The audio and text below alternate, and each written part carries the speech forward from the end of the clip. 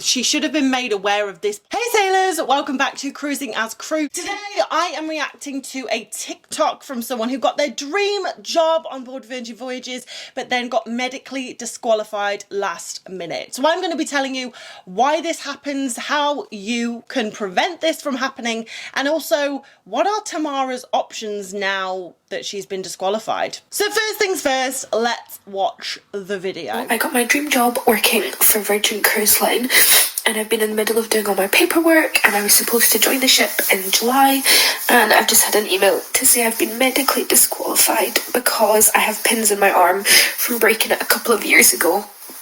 Even though I have x-rays and I got a report done that said everything had healed fine and there's no problems, and so now I don't know what I'm going to do with my life because I don't have a job to look forward to anymore.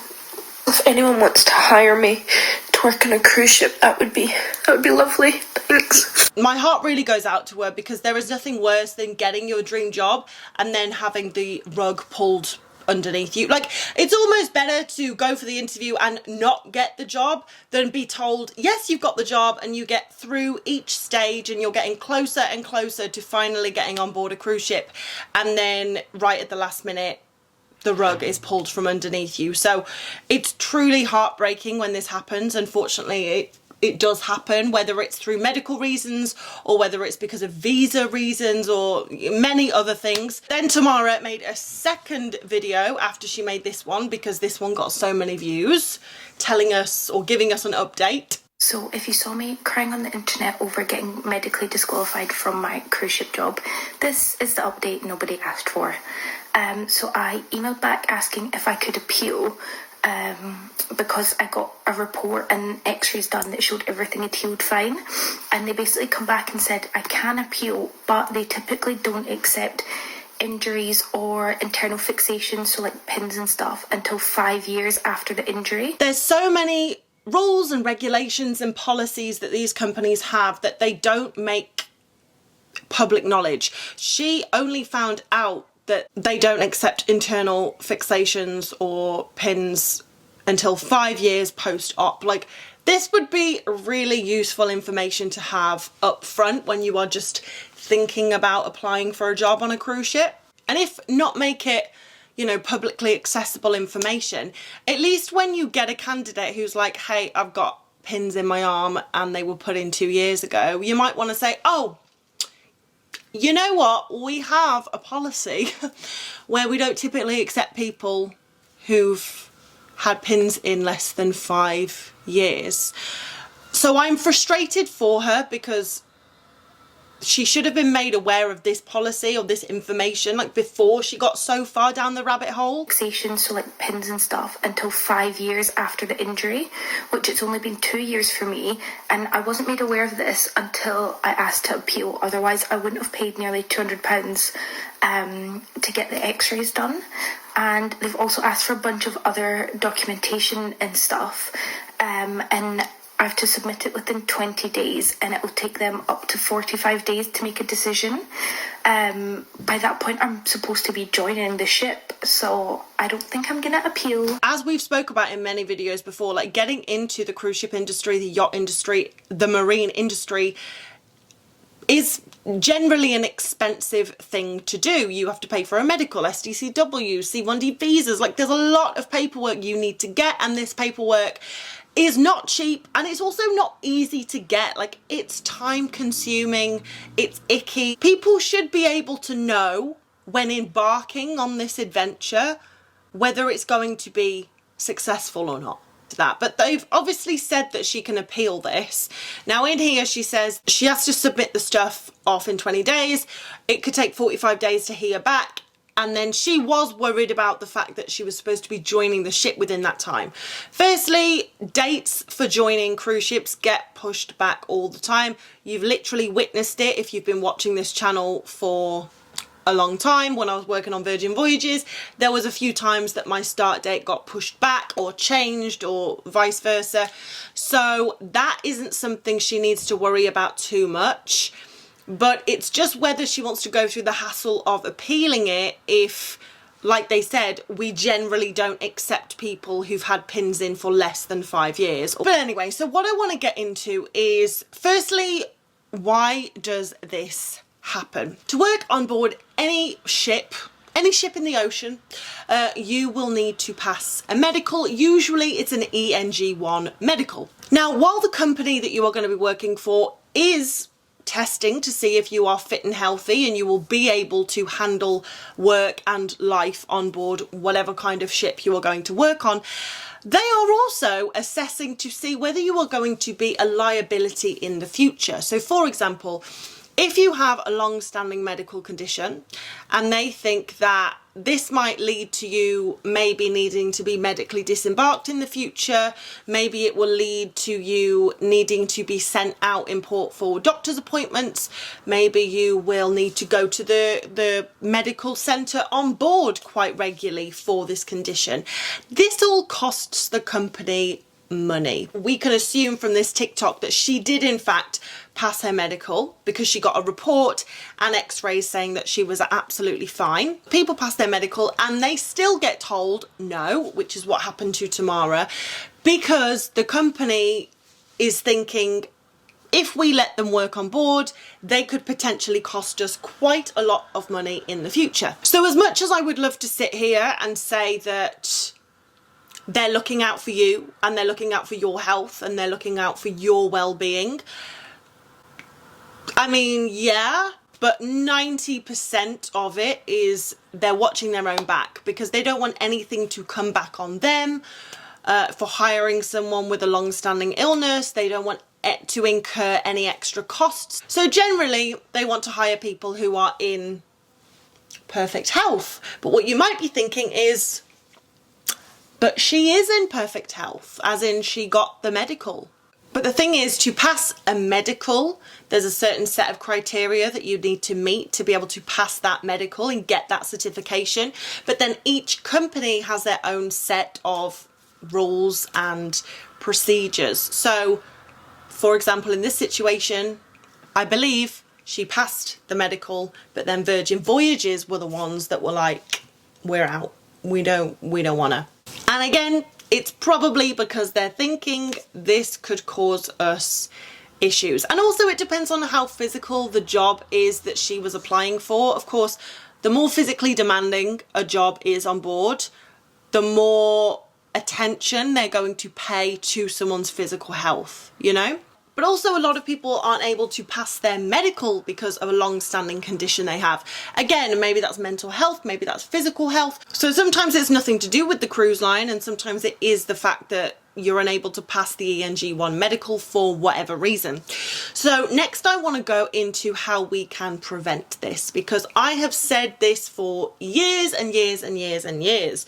If you have a long-standing medical condition, before you even think about applying for a job on cruise ships or a yacht or whatever, you know, industry within the marine, whatever department in the marine industry, you know what I'm trying to say, you should get it checked out. So for example, when I wanted to work on cruise ships 10 years ago, I have a heart condition. So the first thing I did, I went to my cardiologist and I was like, is this even an option for me? Luckily they said yes, and I literally got them to write me a letter saying, Lucy is in perfect health and I deem her fit to work on cruise ships. In the letter, it literally said, I deem her fit to work on cruise ships. So this meant that whenever I went to have an ENG1 medical, I've had many throughout the years of working on cruise ships, I was able to present this letter. And I mean, by the end of my cruise ship career, I had like a whole stack of letters from my cardiologist saying she's still fit to work on cruise ships. She's still fit to work on cruise ships. Because again, a lot of these doctors play it very safe. So they do not want to pass someone for an ENG1 medical and risk anything coming back to haunt them. You know, if they pass someone for an ENG1 medical and they go on a cruise ship and something happens and then the cruise line is like, you shouldn't have passed this person. Like, doctors just don't want to risk anything coming back on them. So by giving my medical examiner a letter from my cardiologist saying I'm fine, and they know all my history, so if they say I'm fine, then you sure as hell can say I'm fine. I never had a problem. I did fail my medical a few times, which you guys have seen in previous videos, but I never failed my medical for my cardiac history, thank God. So my recommendation to you is, if you have any mental health diagnosis, if you have anything physical going on, get a letter from your doctor saying that you are okay to work on cruise ships. And then once you have that letter, you can start thinking about if you'd like to work on cruise ships. Because I just see it too much that people decide they want to work on cruise ships, they get really excited about it, they apply for the jobs, and then they'll email me and they'll say, I've got this long-standing health condition, what do you think? I'm like, firstly, I have no idea. I'm not a doctor or a medical examiner. But you should probably go to your GP and just ask the question. I really just want to prevent people getting their hopes up and then getting their dreams dashed, because I just see it so often. Just like with Tamara. Oh, shit. Sorry. Just like with Tamara. And this isn't her fault, because she passed the medical, she got the x-rays, she got the report, and unfortunately it was just at the last minute she was disqualified because of the cruise line. So her situation is a lot more difficult to prevent. But for a lot of you it isn't. For a lot of you it is just a case of going to your GP and asking a question. And even better yet, if you go to your GP who knows all your medical history and they say, yes, you can work on cruise ships, the next thing you should do before you even think about applying for a job on a cruise ship is call your local ENG1 medical examiner. You can Google it to find your local one. I mean, now obviously they're not going to be able to give you a definitive yes or no, because whether you pass a medical exam depends on many factors. But if they outright say, no, you've just had an operation, we can't pass you until it's fully healed, or, you know, at least you know, okay, so it's not an outright no, but I need to wait 2 years before I can pass a medical. So therefore, I'm not going to put all of my eggs in this basket thinking that I'm going to be working on cruise ships next year, because I can't pass the medical to get on board a cruise ship. So I hope that makes sense. And now going back to the fact that she didn't fail the medical, she failed because of Virgin Voyages policy, that brings me on to what she can do next. If she doesn't want to appeal this, or she can do both, well, she can apply for different cruise lines. She passed the medical. If she only failed because of Virgin Voyages policy, well, every cruise line has a different policy. And there's so many of you guys who are just applying for one cruise line. You know, you'll message me, you're like, I really want to work for MSC, I've just applied for them. I really want to work for Viking, I really want to work for Virgin, P&O, whatever. Why are you not applying for every single cruise line? It's a little bit different if you're applying with a recruitment agency. They work with multiple cruise lines and they will just place you on the cruise line they think you're best suited for and where there's space. But if you're applying directly with a cruise line, why are we not applying for multiple? We want to give ourselves the best chance at getting the job we want. So just keep applying, and that's what I would say to Tamara. If she still wants to work on cruise ships, there are hundreds of other cruise lines. There's not just Virgin Voyages. Yes, you guys know Virgin Voyages is fantastic to work for. You know, I will sing their praises, you know, till the cows come home. But there are many other cruise lines that she can work for. Also, there's a yachting industry. She could work on yachts. If she has, and I don't know because she didn't say it in the video, we haven't had any communication. If she's got an STCW certificate, if she's got a C1D visa and she's got an ENG1 medical, she's got everything she needs to get a job on yachts. And maybe that's something she didn't even consider. Maybe she doesn't want to do that, and that's completely fine. But I think a lot of these things people just don't even consider. And hey, just like I said before, we don't know what we don't know, right? And especially when we have our heart set on a job, a lot of us can get tunnel vision for it. And we can only see that job, that cruise line, that cruise ship sometimes. But actually, there is a whole industry that you are now qualified to work in. But just do yourself a favour and apply for absolutely everything you can. because you never know which one's going to be the one. If you have any insights, if you've been through anything similar to this, let us know in the comments. I think we can all learn from each other. Like I said, the marine industry is a really difficult one to crack your way into, so any help that we can give each other is great. Thanks for watching. Tamara, if you are watching, I really wish you the best, whether that's going on a cruise ship, a yacht, or living your best life in Thailand. But yeah, thank you so much for watching, guys, and as always, I'll see you in the next video. Mwah.